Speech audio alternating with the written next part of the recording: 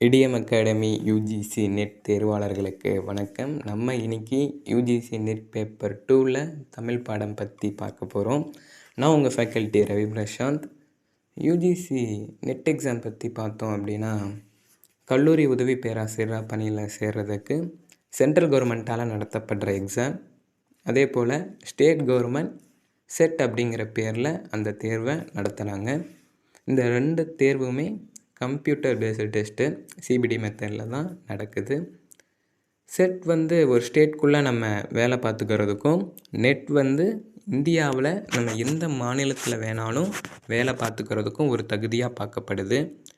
UGC NET exam வருடத்துக்கு 2 முறை நடத்து வராங்க. ஜூன் மாதத்தில் ஒரு டைமும், டிசம்பர் மாதத்தில் ஒரு டைமும் நடத்துகிறாங்க. செட் இந்த டைமில் தான் நடத்துவாங்க அப்படின்னு எந்த மந்த்தையுமே சொல்ல முடியாது. ஒவ்வொரு டைமும் ஒவ்வொரு மந்தில் நடத்தியிருக்காங்க.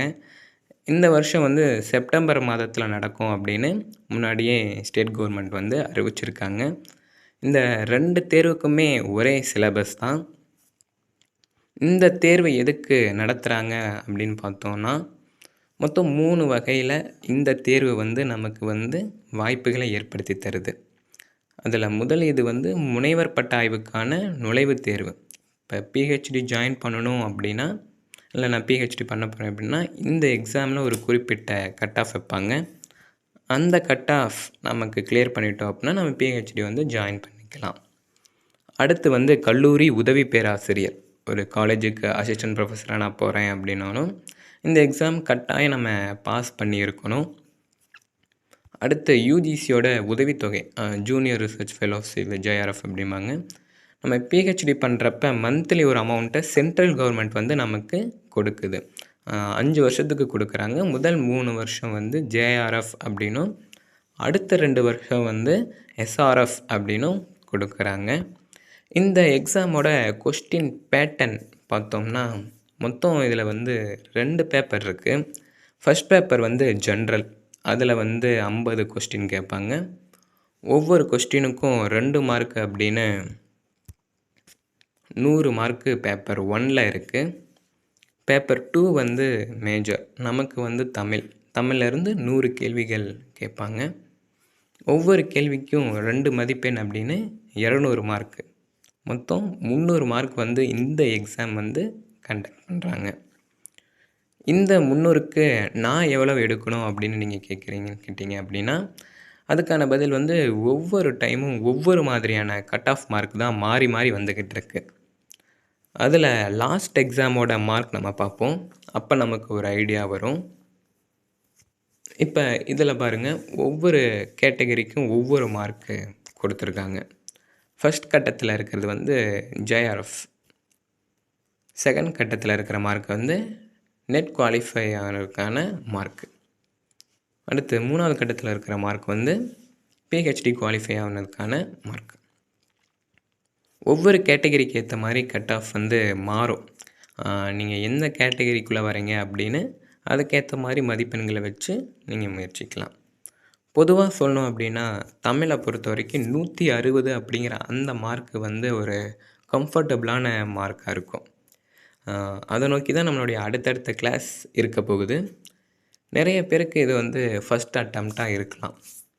நான் இப்போ தான் பிஜி ஃபைனல் இயர் படிச்சுக்கிட்டு இருக்கேன், நான் இப்போ தான் எழுத போகிறேன் அப்படின்ட்டு நிறைய பேர் அந்த நிலையில் இருக்கலாம். ஸோ சிலபஸை பற்றி நம்ம ஒரு ரவுண்டு நம்ம பார்த்துருவோம்.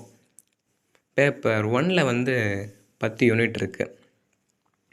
இந்த 10 யூனிட்டில் இருந்தும் 5 கேள்வி வரப்போகுது. ஒவ்வொரு யூனிட்டுமே பற்றின தெளிவான ஒரு எக்ஸ்ப்ளனேஷன் நம்ம இடியம் அகாடமி யூடியூப் சேனலில் இருக்குது. அதை நீங்கள் ஃபாலோ பண்ணி பார்த்துக்கலாம். வரப்போகிற எக்ஸாமுக்கான கிராஷ் கோர்ஸ் ஸ்டார்ட் ஆக போகுது. அதுலேயும் நீங்கள் ஜாயின் பண்ணி படிக்கலாம். அடுத்து பேப்பர் 2 பார்த்தோம் அப்படின்னா 5 பிரிவாக பிரிச்சிருக்காங்க. தமிழ் இலக்கிய பகுதிகள், தமிழ் இலக்கண பகுதிகள், தமிழ் திறனாய்வுகள், தமிழக வரலாறு பண்பாடு, தமிழும் பிற துறைகளும் அப்படின்னு 5 பிரிவாக பிரிச்சிருக்காங்க. இந்த 5 பிரிவை தான் 10 அலகுகளாக, அதாவது 10 யூனிட்ஸாக பிரிச்சிருக்காங்க. ஒவ்வொரு யூனிட்லேயும் என்னென்ன செய்தியெல்லாம் இருக்குது, நம்ம எதை படிக்கணும், எதெல்லாம் ரொம்ப முக்கியமானது அப்படிங்கிறத நம்ம இப்போ பார்க்கலாம். மொதல் யூனிட் வந்து பழந்தமிழ் இலக்கியங்கள். இந்த பழந்தமிழ் இலக்கியங்களில் வந்து 8 தொகை, 10 பாட்டு, 17 கீழ்க்கணக்கு நூல்கள் இதெல்லாம் கொடுத்துருக்காங்க. இது வந்து நம்ம கொஞ்சம் கவனம் செலுத்தணும். ஒவ்வொரு நூலோட தொகுப்பு முறை எப்படி கொடுத்துருக்காங்க அப்படிங்கிறது ரொம்ப முக்கியம். அப்புறம் அதோட பாடுபொருள்கள். அந்த ஒவ்வொரு நூலுமே என்ன செய்திகளை பற்றி சொல்லுது அப்படிங்கிற பாடுபொருள்கள். அடுத்து நூலுக்கு உரை எழுதியவர்கள் யார், அவங்கள பற்றின செய்திகள். அப்புறம் ஒவ்வொரு நூலுக்குமான பொது குறிப்புகள், அதெல்லாம் நம்ம பார்த்துக்கணும். அதெல்லாம் பார்த்துக்கிட்டோம் அப்படின்னா இந்த யூனிட்டில் வர கொஸ்டின்ஸ்க்கு நம்ம பதில் சொல்லிடலாம். அடுத்த 2வது யூனிட் வந்து காப்பியங்கள். இதில் வந்து பார்த்தோம்னா பெருங்காப்பியங்கள், சிறுகாப்பியங்கள், பிற்கால காப்பியங்கள்னு பிரிச்சிருக்காங்க. இப்போ இந்த பிற்கால காப்பியங்களில் 12 நூல்கள் வந்து கொடுத்துருக்காங்க சிலபஸில். இதில் வந்து நம்ம எப்படி அணுகலாம் அப்படின்னா, ஒவ்வொரு காப்பியம் இருக்குல்ல, அந்த ஒவ்வொரு காப்பியத்தோட கதை நமக்கு தெரிஞ்சிருக்கணும். அப்புறம் கதாபாத்திரங்களோட பேர் இதெல்லாம் நமக்கு தெரிஞ்சிருக்கணும். அப்புறம் காப்பியத்தோட உட்பிரிவுகள். இப்போ ஒரு காப்பியம் கேட்குறாங்க அப்படின்னா அந்த காப்பியத்தில் என்னென்ன உட்பிரிவுகள், அந்த உட்பிரிவுகள் அப்படிங்கிற இந்த காதைகள், படலங்கள் அப்படின்னு பிரிச்சிருப்பாங்கள்ல, அதெல்லாம் நமக்கு தெரியணும். முடிஞ்ச அளவுக்கு ஆர்டராக ஞாபகம் வச்சுக்கிட்டோம் அப்படின்னா இன்னும் சிறப்பு. ஏன்னா நிறைய முறை அந்த ஆர்டரை கேட்டிருக்காங்க. பதிப்புகள். இந்த பதிப்புகள் அப்படிங்கிறது வந்து ரொம்ப முக்கியம். ஏன்னா எந்த நூலை வேணாலும் கொடுத்துட்டு இதை யாரெல்லாம் பதிப்பிச்சிருக்காங்க, இல்லை இந்த நூலில் யாரெல்லாம் முதல்ல பதிப்பிச்சாங்க, பதிப்பித்தவர்களை கால வரிசைப்படுத்துக அப்படின்னு வினாக்கள் வந்து கேட்கலாம். இப்படியெல்லாம் கேட்டிருக்காங்க. நம்ம வரப்போகிற வகுப்பில் இதை பற்றியெல்லாம் பார்ப்போம். 3வது யூனிட் வந்து பக்தி இலக்கியம். இதில் வந்து சைவ இலக்கியங்கள், வைணவ இலக்கியங்கள், சித்தர் பாடல்கள், சிற்றிலக்கிய வகைகள், தனிப்பாடல் திரட்டு, இலக்கிய உரையாசிரியர்கள் அப்படின்னு பல பிரிவுகளை பிரிச்சிருக்காங்க. இதில் நாயன்மார்கள், ஆழ்வார்கள் பற்றின செய்திகள், ஒவ்வொரு நாயன்மார்களும் என்னென்ன நூல்கள்லாம் எழுதியிருக்காங்க, அதே போல் ஆழ்வார்கள் என்னென்ன நூல்கள்லாம் எழுதியிருக்காங்க, வைணவ உரைகள் என்னென்ன, யாரெல்லாம் வைணவ உரைகள் எழுதியிருக்காங்க, எத்தனை படிகளில் எழுதியிருக்காங்க, இப்போ படினா என்ன, அது மாதிரியான செய்திகள்லாம் பார்க்கணும். சித்தர் பாடல்கள், ஒவ்வொரு சித்தர்கள் 17 சித்தர்களில் ஒவ்வொரு சித்தர்கள் பற்றின குறிப்புகள், அவர்கள் வந்து என்ன மாதிரியான பாடல்கள் எழுதுவாங்க. இப்போ பாம்பாட்டி சித்தர்னால் அவர் என்ன மாதிரியான பாடல்கள்லாம் எழுதியிருக்காரு, தேரையர்னா அவர் பற்றின சிறப்புகள் என்ன, அவர் என்ன மாதிரியான பாடல்கள்லாம் பாடியிருக்காரு அப்படிங்கிற செய்திகளும். சிற்றிலக்கியத்தில் வந்து என்னென்ன நூல்கள் இருக்குது, அதோட ஆசிரியர் யார் அப்படிங்கிறதெல்லாம் நம்ம படிக்கணும். இப்போ சதகம் அப்படின்னு எடுத்துக்கிட்டோம் அப்படின்னா அதில் வந்து வைராகிய சதகம் இருக்குது, கொங்கு மண்டல சதகம் இருக்குது, இயேசுநாதர் திருச்சதகம் இருக்குது. இப்போ இதெல்லாம் யார் எழுதுனா, வைராகிய சதகம் வந்து சாந்தலிங்க சுவாமிகள் எழுதினார், கொங்கு மண்டல சதகம் வந்து கார்மேக கவிஞர் எழுதினார் அப்படிங்கிற செய்தியெல்லாம் நம்ம தெரிஞ்சுக்கணும். அதே போல் தனிப்பாடல் திரட்டில் வந்து காலமேக புலவர், ஔவையார், இரட்டையர்கள் பற்றின செய்திகள்லாம் இருக்குது. அதையும் நம்ம கொஞ்சம் பார்க்கணும். இப்போ இவங்களாம் என்னென்ன நூல்கள் எழுதியிருந்தாங்க அப்படின்ட்டுலாம் நம்ம கவனத்தில் வச்சுக்கணும். அப்புறம் இலக்கிய உரையாசிரியர்கள் பற்றின குறிப்புகள் எல்லாம் நம்ம கொஞ்சம் பார்த்துக்கணும். குறிப்பாக அடியாருக்கு நல்லார், திருக்குறள் உரையாசிரியர்கள், சிவஞான முனிவர், இவர்களை பற்றின செய்தியெல்லாம் தொடர்ச்சியாக வினாக்கள் வந்துக்கிட்டே இருக்குது. அதனால் இவங்களை பற்றின பார்வை நமக்கு இருக்கணும். அடுத்து இக்கால இலக்கியங்கள் வந்து ஒரு மிகப்பெரிய பகுதி. இதில் வந்து தேசிய இயக்க பின்னணியில் இருக்கிற பாரதியார், கவிமணி தேசிக விநாயகம் பிள்ளை, நாமக்கல் ராமலிங்கம் பிள்ளை, திராவிட இயக்கத்தில் இருக்கிற பாரதிதாசன், முடியரசன், திரைப்பட பாடலாசிரியர்களோட படைப்புகள், இப்போ பாபநாசம் சிவன், பட்டுக்கோட்டை கல்யாண சுந்தரம், உடுமலை நாராயணகவி, கண்ணதாசன், அவங்கள பற்றின செய்திகள். இக்கால இலக்கிய கவிஞர்கள், பாடலாசிரியர்கள் வாலி, வைரமுத்து, அறிவுமதி, நா. முத்துக்குமார் அப்படின்னு ஒரு மிகப்பெரிய பட்டியல் போய்கிட்டே இருக்கும். சிலபஸில் இதை பாருங்கள். அதே போல் நாடகங்கள், வாழ்க்கை வரலாறு, பயண இலக்கியங்கள், கடித இலக்கியங்கள், மொழிபெயர்ப்புகள், இது மாதிரியான துறைகளில் வந்து சிறப்பான பங்களிப்பை சிலர் கொடுத்துருப்பாங்க. அவங்கள பற்றின குறிப்புகள்லாம் வந்து நம்ம கொஞ்சம் கவனமாக பார்க்கணும். அவங்க என்ன மாதிரியான நூல்கள் எழுதியிருக்காங்க, என்னென்ன நூல்கள் வந்து ரொம்ப சிறப்படைந்தது, அதில் எந்தெந்த நூல்கள் வந்து பரிசுகள் வாங்கியிருக்கு, இப்போ சாகித்ய அகாடமி வாங்கின நூல்கள்லாம் இது, தமிழக அரசோட விருதுகள் வாங்கின புத்தகங்கள்லாம் எது அப்படிங்கிறத பார்க்கணும். அடுத்து இலக்கணங்கள். இலக்கணங்கள் வந்து எழுத்து, சொல், பொருள், யாப்பு, அணி அப்படின்னு 5 வகையாக இலக்கணம் பற்றின பிரிச்சிருக்காங்க. இந்த 5 வகை இலக்கணம் பற்றினுமே நூல்கள்லாம் இருக்குது. அதை நம்ம பார்க்கணும். இப்போ தொல்காப்பியம், நன்னூல், பொருளுக்கு வந்து நம்பியக பொருள், புறப்பொருள் வெண்பாமாலை, யாப்பெருங்கலக்காரிகை, தண்டி அலங்காரம், இது மாதிரி ஒவ்வொரு இலக்கணத்துக்குமே இருக்கிற சிறப்பான நூல் பற்றின செய்திகளை பார்க்கணும். நூற்பாக்களுக்குமே நம்ம கவனம் கொடுக்கணும். ஏன்னா பல முறை நூற்பாக்களை கொடுத்துட்டு அதை வந்து நிரல்படுத்துங்க அப்படிங்கிற மாதிரியெல்லாம் கொடுத்துருக்காங்க. அது பற்றின செய்திகளை நம்ம தொடர்ச்சியாக வகுப்பில் பார்ப்போம். அப்புறம் பாட்டியல் இலக்கணத்தில் இருக்கிற பன்னிரு பாட்டியல், சிதம்பர பாட்டியல், பிரபந்த பாட்டியல், பிரபந்த மரபியல் போன்ற நூல்களோட காலம், அந்த நூல்களுக்கு வழங்கப்பட்டு வர்ற வேறு பெயர்கள் என்னென்ன, அதில் என்னென்ன இயல்கள்லாம் இருக்குது, அந்த இயல்களை எப்படி நிரல்படுத்தியிருக்காங்க, இது மாதிரியான செய்திகள் வந்து அடிக்கடி கேட்குறாங்க. அதனால் பாட்டியல் இலக்கணத்தில் இருக்கிற செய்திகளை நம்ம தெரிஞ்சுக்கணும். இலக்கண உரையாசிரியர்கள். தொல்காப்பிய உரையாசிரியர்கள், நன்னூலுக்கு உரை செய்த ஆசிரியர்கள் பற்றின குறிப்புகள் அடிக்கடி தேர்வில் கேட்குறாங்க. அதுக்கு மூவை அரவிந்தனோட உரையாசிரியர்கள் அப்படிங்கிற புத்தகம் வந்து இந்த யூனிட்டுக்கு ரொம்ப ஹெல்ப்ஃபுல்லாக இருக்கும். இப்போ இலக்கண உரையாசிரியர்களில் வந்து இளம்பூரணர், நச்சினார்க்கினியர், சேனாவரையர், பேராசிரியர், தெய்வச்சிலையார், கல்லாடர் போன்றவர்கள் வந்து தொல்காப்பியத்துக்கு வந்து உரை எழுதியிருக்காங்க. அதே போல் மயிலைநாதர், சிவஞான முனிவர், ஆறுமுக நாவலர், சங்கர நமச்சிவாயர், இவங்கெல்லாம் நன்னூலுக்கு உரை எழுதியிருக்காங்க. இது இல்லாமல் விசாக பெருமாள் ஐயர், வெள்ளைவாரனார், சிவலிங்கனார், பாலசுந்தரனார், இவங்களுமே உரைகள்லாம் எழுதியிருக்காங்க இலக்கண நூல்களுக்கு. அதனால் இவங்களை பற்றின செய்திகளை படிக்கணும் அப்படின்னா மூவை அரவிந்தனோட உரையாசிரியர்கள் அப்படிங்கிற புத்தகம் வந்து நமக்கு வந்து உதவியாக இருக்கும். இதே போல் நோக்கு நூல்கள் எழுதினவர்கள் யார் யார், மொழி வரலாறு நூல்கள் எழுதுனது யார், நிகண்டுகள், அகராதிகள் என்னென்ன வந்திருக்கு, இப்போ சூடாமணி நிகண்டு, பிங்கள நிகண்டு, இது மாதிரியான நிகண்டுகளோட ஆசிரியர் யார், இதுக்கான வேறு பெயர்கள் என்ன, எந்த காலத்தில் என்ன அகராதிகள் வந்திருக்கு, வட்டார வழக்கு அகராதிகள் என்னென்ன வந்திருக்கு, அதோடைய ஆசிரியர்கள் யார், இப்போ கரிசல் நாட்டு அகராதிக்கு ராஜநாராயணன் எழுதியிருப்பார்.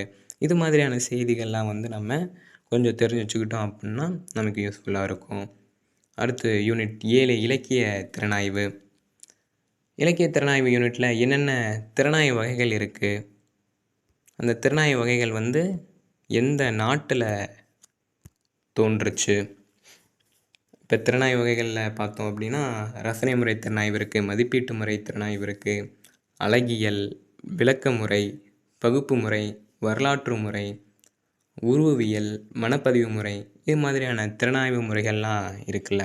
இந்த திறனாய்வு முறைகள்லாம் எங்கே தோன்றுச்சு, அதே போல் இலக்கிய இயக்கங்கள், செவ்வியல்வாதம், புனைவியல்வாதம், குறியீட்டியல், இருத்தலியல், இது மாதிரியான இயக்கங்கள்லாம் எங்கே தோன்றுச்சு, எங்கே வளர்ந்துச்சு, அதனால் ஏற்பட்ட செயல்பாடுகள் என்ன அப்படிங்கிற விஷயத்தையும், திறனாய்வு அணுகுமுறைகள் என்னென்ன இருக்குது அப்படிங்கிற அடிப்படை செய்திகளையும் நம்ம தெரிஞ்சு வச்சுக்கணும். அடுத்த திறனாய்வாளர்கள் மிக முக்கியமான பகுதி.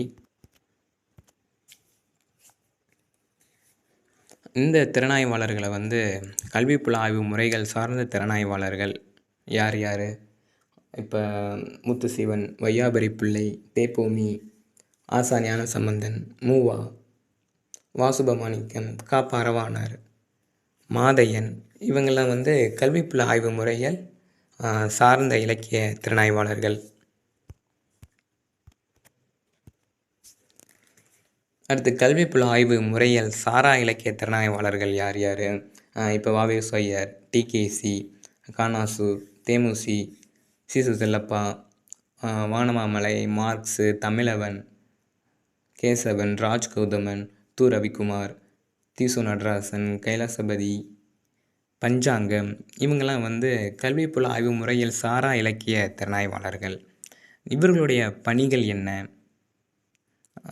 இவங்களோட நூல்கள் என்னென்ன, அதில் மிக மிக முக்கியமாக எழுதின நூல்கள் என்னென்ன அப்படிங்கிற செய்தியை நம்ம கண்டிப்பாக தெரிஞ்சு வச்சுக்கணும். ஏன்னா யாருடைய நூல்களை வேணாலும் கொடுத்துட்டு நம்ம இதோட ஆசிரியர் யார் அப்படின்னு கொடுக்கலாம். இல்லை ஒருத்தருடைய படைப்புகளையே கொடுத்துட்டு கால முறைப்படி நிரல்படுத்துக அப்படின்ட்டுலாம் கொடுக்கலாம். அதனால் இந்த யூனிட்டுக்கும் நம்ம கொஞ்சம் கவனம் செலுத்தணும். அடுத்து 8வது யூனிட் வந்து தமிழக வரலாறு. இந்த யூனிட்டுக்கே கே பிள்ளையோட தமிழக வரலாறு பண்பாடு புத்தகத்திலிருந்து நிறைய வினாக்கள் வந்திருக்கு. ஒவ்வொரு தேர்வுக்கும் வந்துக்கிட்டும் இருக்குது.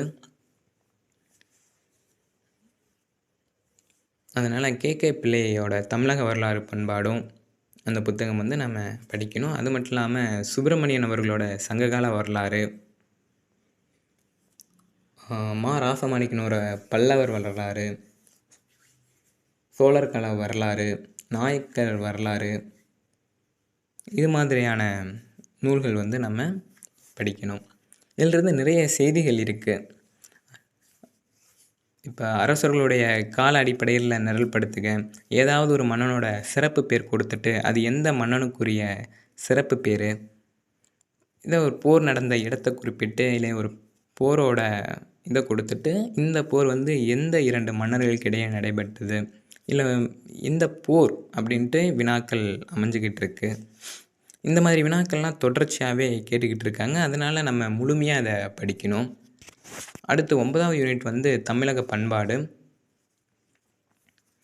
தொல்லியல், நாணயவியல், கல்வெட்டியல், கட்டடக்கலை, சுவடியல், இது போன்ற செய்திகள்லாம் வந்து அப்பப்போ கேட்குறாங்க. ஏதோ ஒரு ஊரை குறிப்பிட்டு இந்த ஊரில் வந்து எந்த ஆண்டு வந்து கல்வெட்டு வந்து கண்டெடுக்கப்பட்டுச்சு, இல்லை இதில் சிறப்பான கல்வெட்டு எது அப்படிங்கிற மாதிரிலாம் சொல்லியிருக்காங்க. அடுத்ததாக வைத்தியலிங்கம் அவர்களுடைய தமிழர் பண்பாட்டு வரலாறு புத்தகத்திலிருந்து வினாக்கள் வந்து இடம்பெறுது. அப்புறம் ஒரு மிக முக்கியமான புத்தகம் என்ன அப்படின்னா மயிலை சீனி வெங்கடசாமி அவர்களுடைய தமிழர் வளர்த்த அழகு கலைகள் புத்தகத்திலிருந்து ஒவ்வொரு எக்ஸாம் அப்பையும் 3லேருந்து 5 வினாக்கள் தொடர்ச்சியாக கேட்டுக்கிட்டே தான் இருக்காங்க. இப்போ லாஸ்ட் எக்ஸாமில் கூட 3 கொஸ்டின் கேட்டிருந்தாங்க. அதாவது இந்த டிசம்பரில் நடந்த தேர்வில் கூட 3 வினாக்கள் வந்து இந்த புத்தகத்திலிருந்து தான் கேட்டிருந்தாங்க. இது மாதிரி சிலபஸில் கொடுத்துருக்கிற ஒவ்வொரு புத்தகத்துக்குமே நம்ம கவனம் கொடுக்கணும். அதே போல் இந்த தமிழ் வளர்த்த அழகு கலைகள் வந்து 2024 தேர்வில் வந்து 5 வினாக்கள் கேட்டிருந்தாங்க. அதனால் இந்த சிலபஸில் கொடுத்துருக்கிற ஒவ்வொரு புக்களோட செய்திகளையுமே நம்ம தெரிஞ்சு வச்சுக்கணும் அப்படிங்கிறது ரொம்பவே முக்கியம். அடுத்து யூனிட் 10 பிற துறைகள், தமிழும் பிற துறைகளும். இந்த யூனிட் வந்து கொஞ்சம் ஈஸியாக இருக்கிற மாதிரி தான் இருக்கும். ஆனால் இதில் என்ன அப்படின்னா அப்டேட் ஆகிக்கிட்டே இருக்கக்கூடிய ஒரு யூனிட் அப்படிங்கிறதுனால அந்த டைமில் என்ன ஒரு அப்டேஷனில் இருக்குதோ அது மாதிரியான கேள்விகள் ஒரு சில டைம் வந்திருக்கு. ஆனாலுமே நாளிதழ்கள், ஊடகங்கள், திரைப்படங்கள், வானொலி, கணினி தமிழ், வலைப்பு மாதிரியான டாப்பிக்கில் இருந்து கொஸ்டின் வந்து எப்பயுமே கேட்டுக்கிட்டே தான் இருக்காங்க. இப்போ முதல் வலைப்பு எது, ஏதாவது ஒரு செயல்பாடை கொடுத்துட்டு இந்த வலைப்பு வந்து யாரால் தொடங்கப்பட்டுச்சு, அது மாதிரியான வினாக்கள். இப்போ வானொலி பார்க்குறப்ப ஒரு வானொலி நிலையங்கள் எப்பெல்லாம் தொடங்கப்பட்டுச்சு, முதல்ல இந்தியாவில் எப்போ வானொலி தொடங்கப்பட்டுச்சு, தமிழ்நாட்டில் எத்தனை வானொலி நிலையங்கள் இருக்குது, அந்த வானொலியில் வந்து பணிபுரியர்களில் வந்து ஒரு சிலர்லாம் சிறந்தவங்க இருக்காங்க, சிலர் விருது வாங்கியிருக்காங்க. அப்படி விருது வாங்கினவர்கள் யார்? இப்போ திரைப்படங்கள் அப்படிங்கிறப்ப முதல் பேசும் படம் எது, முதல் முழுநீள படம் எது, இல்லை ஒரு 4-5 திரைப்படங்களை கொடுத்துட்டு அதை காலவரிசைப்படுத்த சொல்லியிருக்காங்க. இல்லை ஒரு 4 படங்களை கொடுத்துட்டு இதில் சமூகவியல் சார்ந்த படங்கள் எது அப்படிங்கிற மாதிரிலாம் கேள்விகள் கேட்டிருக்காங்க. இப்போ நாளிதழ்கள்லேயுமே 4 நாளிதழ்கள் கொடுத்துட்டு அதை நிரல்படுத்த சொல்கிறது, 4 இதழ்கள் கொடுத்துட்டு இதில் மருத்துவ இதழ்கள் எது, ஆன்மீக இதழ்கள் எது அப்படிங்கிற மாதிரியான செய்திகள்லாம் வந்து தொடர்ச்சியாக கேட்டுக்கிட்டே தான் இருக்காங்க. இந்த யூனிட் ரொம்ப எளிமையான யூனிட்டாக இருந்தாலுமே இதுக்கு வந்து நம்ம கொஞ்சம் கவனம் கொடுத்தோம் அப்படின்னா இந்த யூனிட்லேருந்து வர எல்லா கொஸ்டினையுமே நம்மளால் அட்டன் பண்ண முடியும். இதுதான் மொத்த 10 யூனிட்டுக்கான ஒரு விளக்கம். என்ன சார் இவ்வளோ படிக்கணுமா அப்படின்னு நீங்கள் கேட்குறது புரியுது. நம்ம சிலபஸ் கொஞ்சம் அப்படி தாங்க இருக்கும். ஆனாலுமே நம்மளால் பாஸ் பண்ண முடியும். அதுக்கான சில டிப்ஸ் நான் சொல்கிறேன். ஃபஸ்ட் பேப்பரில் வந்து டேட்டா இன்டர்பிரேஷன், காம்ப்ரிஹென்ஷன்லாம் கேட்குறாங்கல்ல, ஒவ்வொன்றிலேருந்து 5 கேள்வி வருது. இது 2லேயுமே இருக்கிற அந்த 10 கேள்வியுமே முடிஞ்ச அளவு நம்ம சரியாக எழுதணும். சரிங்களா? அதே மாதிரி பேப்பர் 2ல் பத்தி வினா, கவிதை வினா அதெல்லாம் இருக்குது. அந்த ஒவ்வொரு இதிலிருந்து 5 5 கொஸ்டின் வந்துக்கிட்டு தான் இருக்குது. மொத்தம் இந்த பேப்பர் 1ல் இருக்கிற அந்த 10 கொஸ்டின், பேப்பர் 2ல் இருக்கிற இந்த 10 கொஸ்டின், இந்த 20 கொஸ்டினுமே நம்ம சரியாக கவனமாக படித்தோம், இல்லை தேர்வில் சரியாக எழுதணும் அப்படின்னா 40 மார்க் வந்து ஈஸியாக ஸ்கோர் பண்ணிட முடியும்.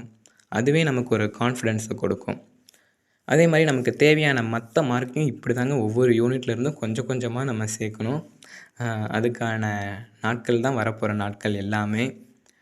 கொஞ்சம் உழைப்பு, சரியான திட்டமிடல், சரியான கைடன்ஸ் நம்ம படித்தோம் அப்படின்னா நிச்சயமாக நம்மளாலையும் பாஸ் பண்ண முடியும். உங்கள் பேருக்கு பின்னாடியும் நெட் அப்படின்னு போட்டுக்கிறதுக்கான ஒரு வாய்ப்பு அமையும். அடுத்து வரப்போகிற இந்த 3 மாதங்களையுமே உங்களை தயார்படுத்திக்கூடிய நாட்களாக பாருங்கள். இந்த 3 மாதம் நம்ம போடுற உழைப்பு வந்து அடுத்து நம்மளுடைய வாழ்க்கையவே எப்படி ஒரு கட்டத்திலிருந்து இன்னொரு கட்டத்துக்கு உயர்த்த போகுது அப்படிங்கிறது உங்களுக்கே தெரியும். அதுக்கான முயற்சியை போடுங்க. அதுக்கான ஒரு வாய்ப்பை இடியம் அகாடமியும் உங்களுக்கு தருது. நம்ம இடியம் அகாடமி யூடியூப் சேனலை ஃபாலோ பண்ணிக்கங்க. இனி வரப்போகிற நாட்களில் ஒவ்வொரு யூனிட்ல இருந்தும் எப்படியெல்லாம் கொஸ்டின் வந்திருக்கு, அதை எப்படியெல்லாம் நம்ம அட்டன் பண்ணலாம், அடுத்து எப்படியெல்லாம் கொஸ்டின் வர்றதுக்கு சான்ஸ் இருக்குது அப்படின்னும் நம்ம ஃபுல்லாக டிஸ்கஸ் பண்ண போகிறோம். ஒவ்வொரு யூனிட் பற்றியுமே, ஒவ்வொரு யூனிட்ல இருந்துமே எப்படிலாம் கொஸ்டின்ஸ் வந்திருக்கு, நம்ம எதெல்லாம் படிக்கணும், இன்னும் எப்படியெல்லாம் கொஸ்டின்ஸ் வர்றதுக்கு சான்ஸ் இருக்குது அப்படிங்கிறது எல்லாத்தையுமே நம்ம ஒவ்வொரு யூனிட் வைஸும் நம்ம பார்க்க போகிறோம். 2 மாதம் கிராஷ் கோர்ஸ் வந்து நம்ம எடுக்க போகிறோம். இந்த ஏப்ரல் 2ஆம் தேதியிலேருந்து அதில் நீங்கள் ஜாயின் பண்ணிக்கலாம். நம்ம இடியம் அகாடமியிலேருந்து எடுக்கிற எல்லா வகுப்புகளுமே இடியம் academy play store app, play ஸ்டோர்லேருந்து டவுன்லோட் பண்ணிக்கிங்க. அதில் ஜாயின் பண்ணி வீடியோஸை பார்த்துக்கலாம், கிளாஸ் அட்டன் பண்ணிக்கலாம். பேப்பர் 1, பேப்பர் 2 தமிழுக்கான கிளாஸஸ் நடக்கும். இந்த அடுத்த 7 நாள் ஃபவுண்டேஷன் கிளாஸஸை மிஸ் பண்ணாதீங்க, நல்லா கவனிங்க. இதிலேருந்து ஒரு நல்ல ஐடியா உங்களுக்கு கிடைக்கும், நல்ல கிளாரிட்டி கிடைக்கும். All the best. தேங்க்யூ.